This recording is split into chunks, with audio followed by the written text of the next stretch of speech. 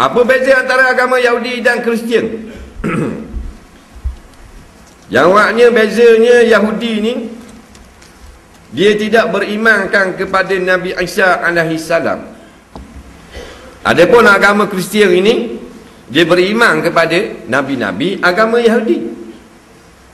Dan orang Yahudi ni mengatakan Tuhan itu satu, tetapi Kristian Tuhan itu tiga. Jadi banyak kalau debat beza. Dak samanya, sama dalam neraka belaka. Nah, itu sama. Dua-dua ni dia tak kata salah seorang masuk syurga. Kerana satu hari orang-orang Nasara duk mengajar di Madinah. Lalu bapak Yahudi geng hak congek betul, dia pun kata, dia kata, wow, Nasara tak masuk syurga, kami Yahudi masuk syurga. Nah, orang Nasara pun bangun, kami Nasara masuk syurga, mu Yahudi masuk neraka, mu sembah anak lembu.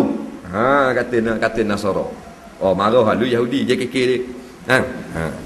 Yahudi kata, kami kalau masuk neraka tak lama bawah 40 hari, paling lama 40 hari.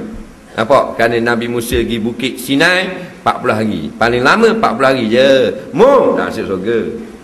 Lalu Nabi turun ayat pada Nabi pun baca, mu dua-dua neraka belaka.